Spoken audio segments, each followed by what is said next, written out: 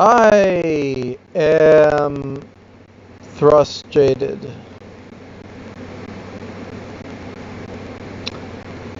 So, here's the thing.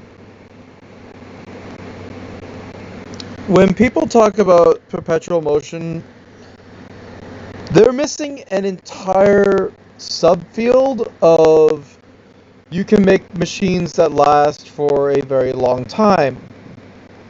Literally, a magnet will keep its power for 100 years and only lose 10% of its strength.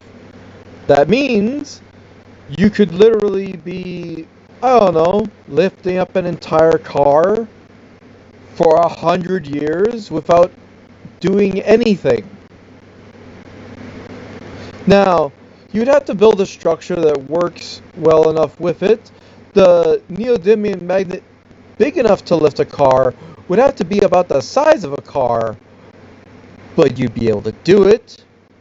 Now, the main problem that people have in regards to massive neodymium type magnets or anything with a gigantic amount of magnetism is that they clearly have a very limited ability to have that magnetism be ever turned off.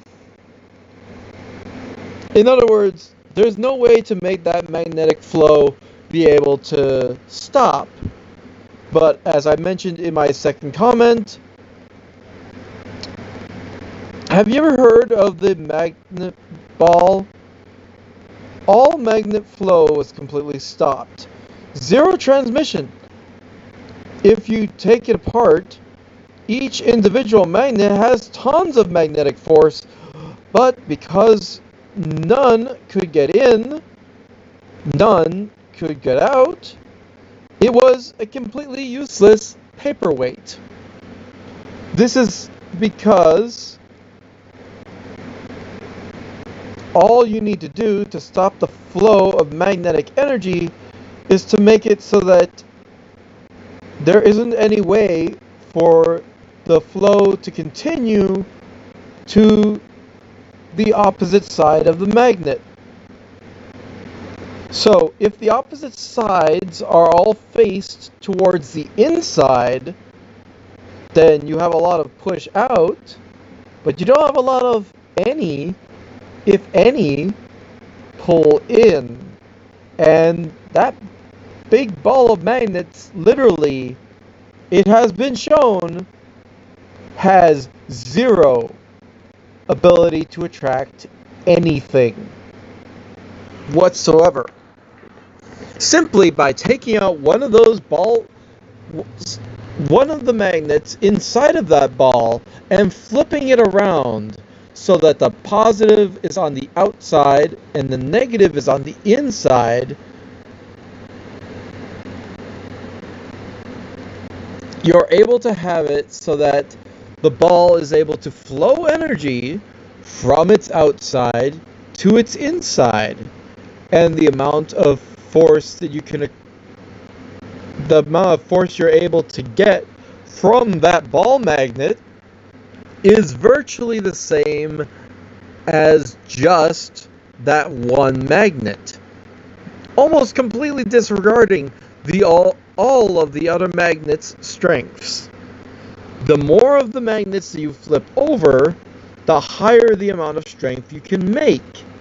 And because we are able to make these completely large bar magnets like this, we can make completely huge, worthless paperweights. Now, why is this at all useful?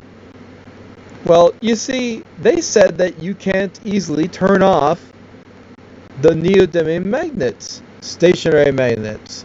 They just don't have the ability to do anything. However, I have seen machines where you're able to turn the magnet itself so that its flux changes, and then it's able to inflict a different amount of magnetism towards the device you're moving, so it's able to then continuously move, kind of. So here's the thing, right? Normally, when you put a certain amount of energy into something, you usually expect to have a certain large amount of energy be able to come out in order to get any amount of benefit from it. You can't really expect any amount of, I don't know, a string of magnets to be able to work its way. I was pretty sure I made a third comment, but apparently not. Perhaps. I don't know. Not sure why. My third comment doesn't seem to be here. But let's try it again. Faked.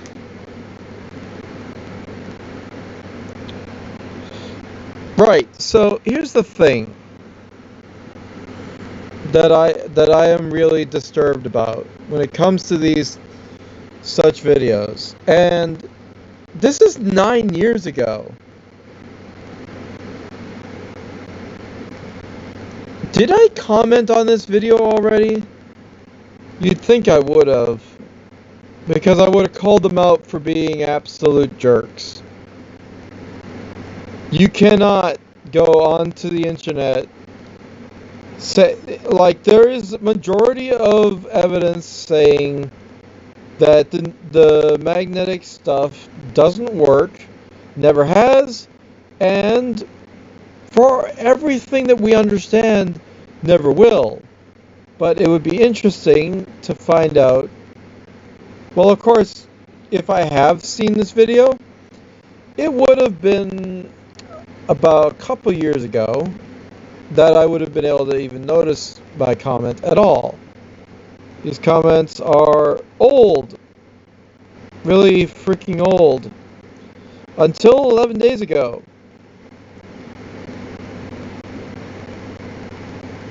I mean, what do you mean? I don't know how he got that guy.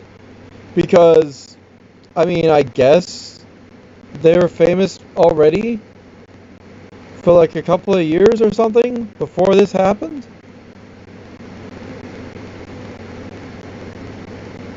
But it's weird because this was edited 11 days ago. That's interesting. I found one that was more recent, 5 years ago. But yeah. Also, there's another thing to mention. Stirling engines. Did you know that the analogy that they have of a wheel out in space is pretty much not how a magnet works? Because a freestanding spinning wheel or flywheel, as we all know, will have a certain amount of force, and depending on the strength of it, its basic inertia is going to tone down, maybe after a bit. But these magnetically suspended mega flywheels that they have been able to create are actually kind of awesome. And they're able to make a significant amount of power.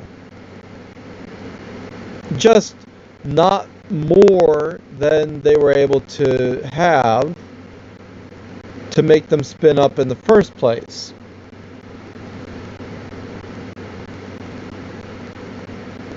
When I first learned about Stirling engines, okay,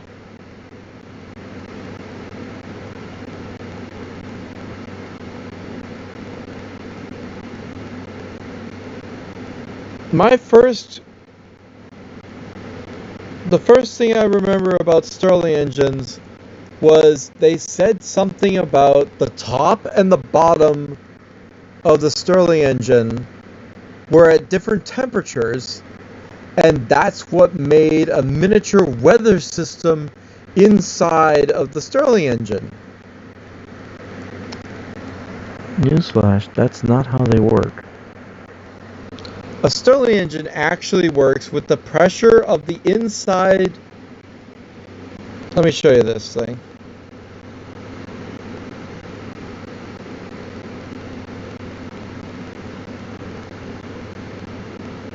Even Bill Nye made a Stirling engine video.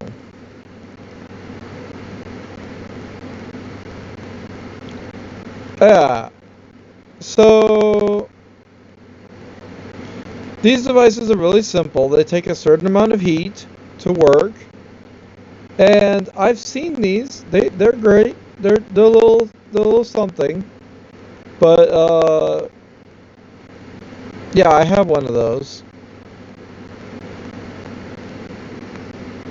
Thing is,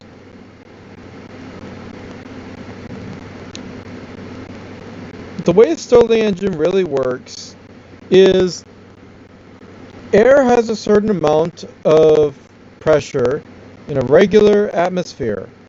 So when you heat it up, it increases its volume, and you're able to use that to constantly have the Stirling engine suck in more cold air that gets turned into hot air and gets pushed out, and this process moves the piston that in turn makes the wheel spin. The thing about the amount of force of this piston is it's very small, and even if it's going fast, the amount of force applied isn't really much for this specific kid's toy. You can power it by just having some boiling water in your coffee cup, as seen by here. Really low temperature Stirling engine, that's not low temperature. It's boiling, okay? It has to be at least 65 degrees, and then the steam of it and everything is able to heat up the bottom plate so that the temperature on the inside of the chamber is greater than the outside or the room temperature. So for example, if your room is full of hot air, you're not going to get much use out of this Stirling engine.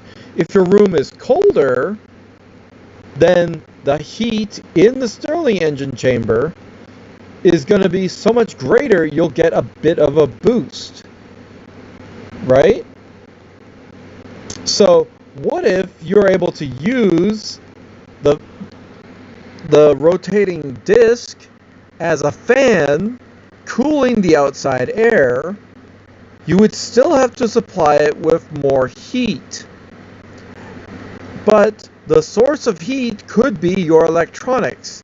It could be the exhaust from your monitor, or the stuff behind your fridge, or it could be the stuff in your car.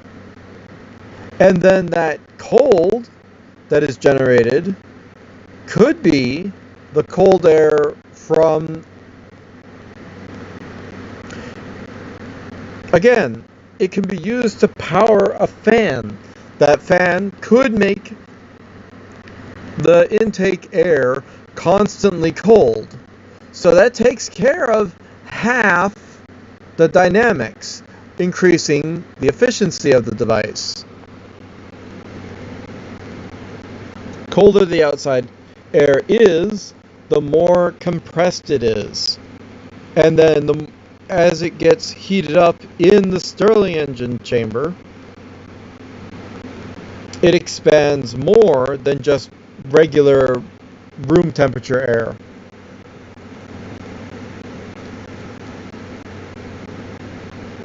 Pretty neat. And the fact is, Stirling engines could work really easily in space, technically. The amount of heat that you can have in a spaceship versus the amount of, I guess, cold that you can push out into space. Technically, you can only push out so much cold into space before it becomes a problem. But I mean, you could also use the solar energy to create a condensed solar radiation heat pocket, and then you have the power from that. You can also use a magnifying glass, and then boom, you have enough power of hot and cold in some way, right? You have to constantly be making cold, and you gotta be constantly making heat be part of the situation, right? One side would be getting hot away from the sun, the other side would be getting cold towards the sun. Strike that, reverse it, and you understand what I'm talking about. And then you would have literally perpetual energy. And the way that it's perpetual is because you're using the power of the sun. It's only perpetual as long as you're able to eventually make the sun continue the work, which is another comment I made. But that comment doesn't exist.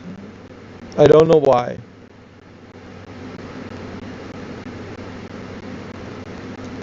Seriously though, if you were able to take the material from the sun. Where is my other comment, by the way? I'm really frustrated about that.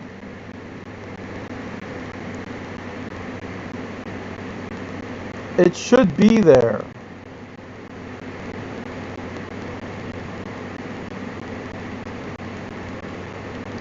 But it's not there. That's so annoying. Whatever. The thing is,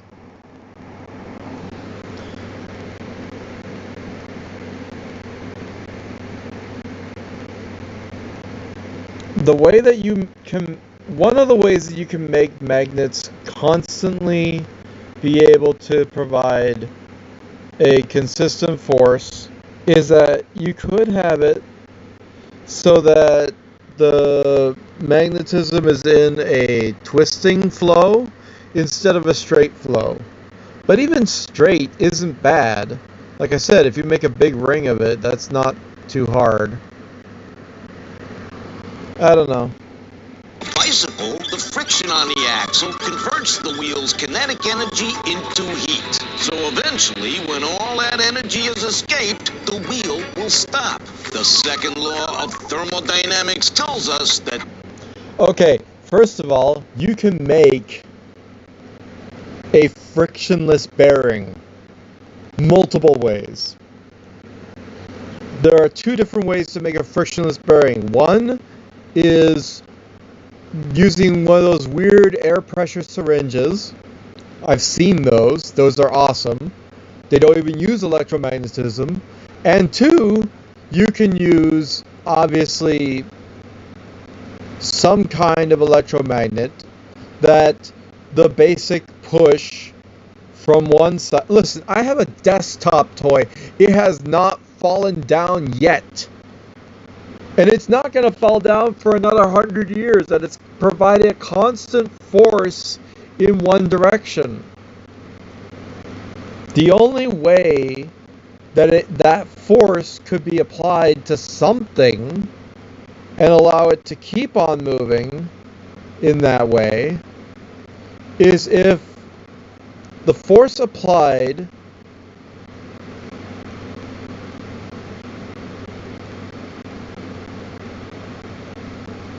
pushes on slowly.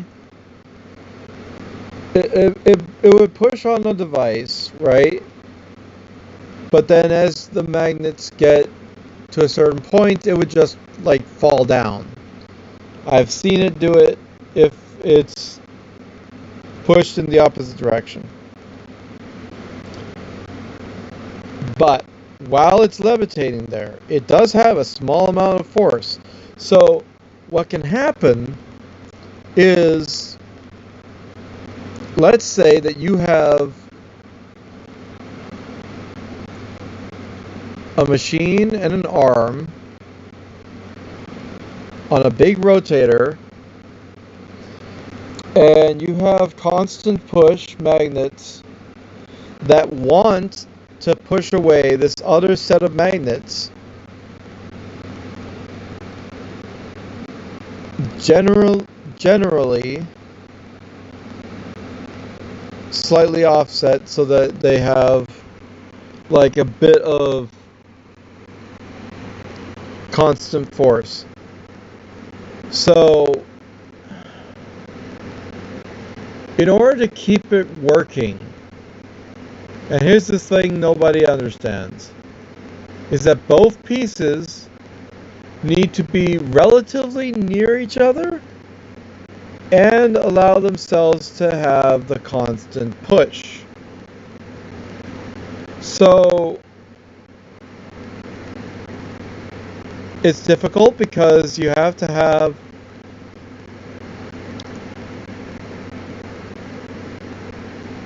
what basically happens is that the moment you're able to give a bit of a push, the entire unit needs to be able to then end up moving, hopefully to try to get the top part away from the bottom part. Now, again, the moment that it goes too far,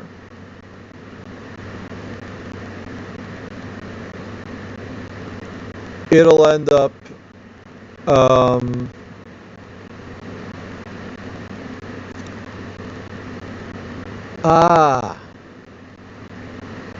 but that's the trick.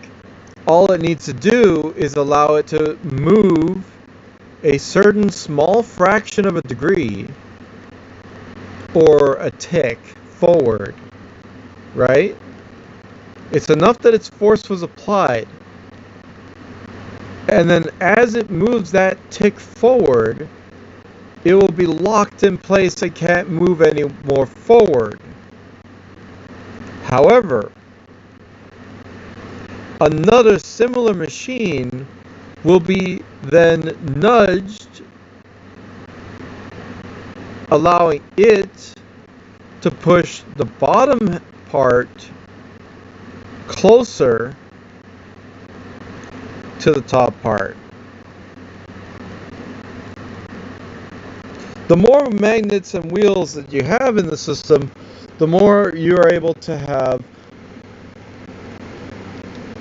a constant amount of force, and a large amount of force to be exact. Also, did you ever hear about this stupid gravity machine?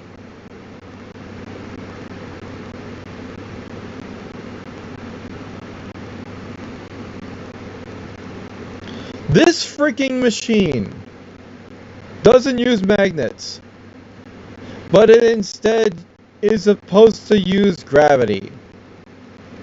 So here's how this works. Okay? You take these two items and you have the 14 kilogram balls versus the other, basically, it seems to be, they seem to be metallic, which is slightly magnetic. So what you do is you dangle this system of a tube and two balls, so that the string will not move. Everything is stationary, but when you move when the two bigger balls get closer, because they are like 14 kilograms, they end up with an attractive force that pulls are those copper? They could be plastic. I don't know what he actually used, but this video shows it. Although I originally looked up veritasium. This is also neat. Anti-gravity wheel. One thing that you have to understand, electrons are perpetual motion.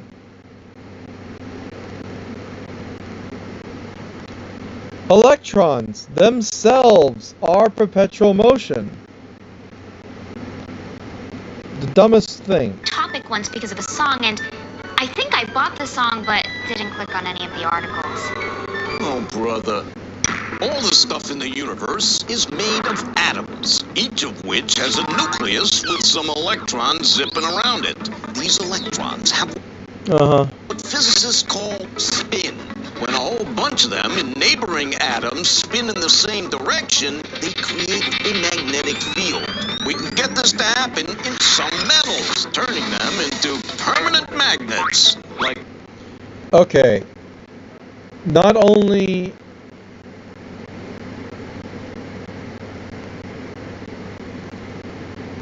Not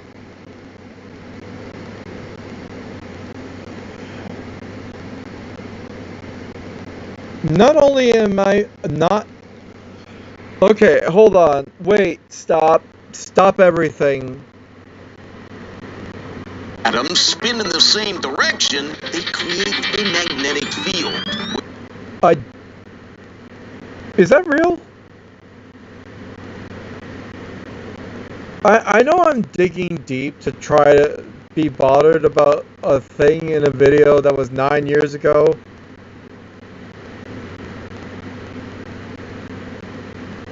So I'm going to put it to bed now, because frick it.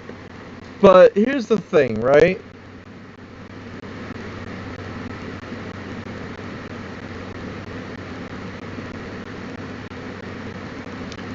Even static electricity is able to be made into a kind of...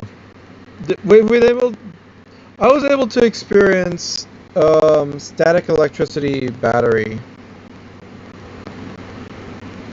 Or someone...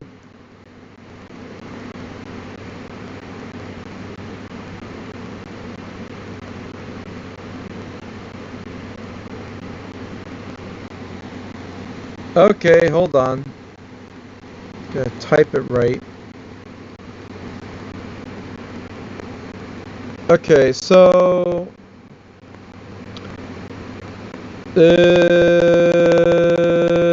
Shit.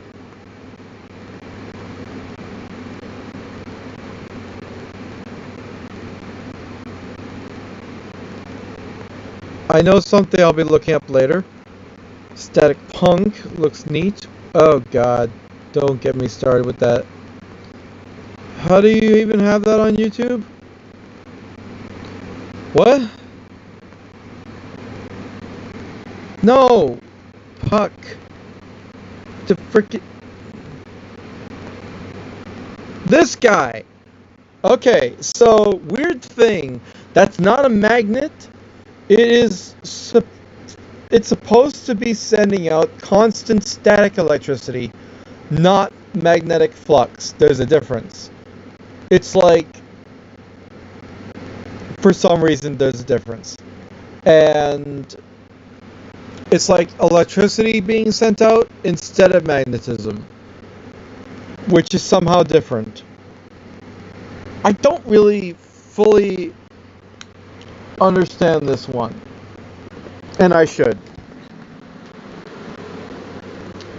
But it's like, he made this thing, and it's able to have, like, here's the thing, right? You got some PVA, heated it up, electrocuted it. I don't know how much power he put into this thing, and it just constantly, there's no other thing about it. He just has this puck, and it's constantly sending out energy that makes something happen in the thing. It's neat. The permanent static magnet is freaking awesome. Shut up.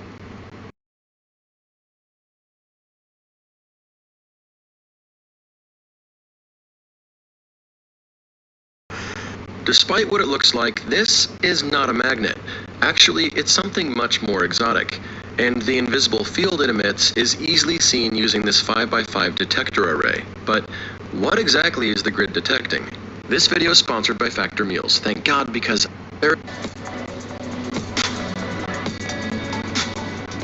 Let's get right to it. There are so many hidden gems of high voltage physics I've had my eyes open to in recent years. Things from levitation, ionic thrust, nebulography, nuclear fusion, to name a few. But electrets, they're in a class all of their own. Negative positive to negative to use. It didn't take long to find the original recipe. Electrets were first made in the 1800s, and Oliver Heaviside originally coined the term electret. But it wasn't until Motojiro Asano, a Japanese physicist, came up with the first repeatable formulation for electrets in 1925, using Carnauba wax, rosin, and beeswax. Those materials are easily available today, and I've got the high voltage, so electret. I then wrapped it up in aluminium foil to preserve all charges and let it sit for a day because I was hungry.